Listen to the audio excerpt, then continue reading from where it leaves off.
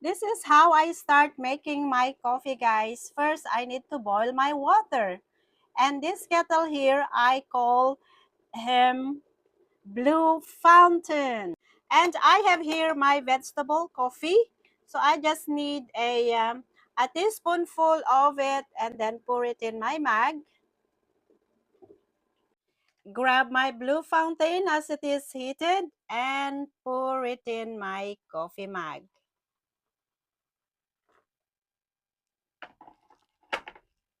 And stir.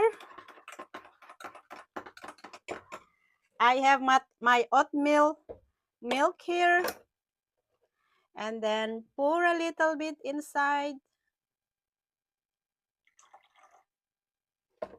And stir again. And then here I am enjoying it. It's a little bit hot, but it's yummy. Cheers, everyone. Thank you for watching.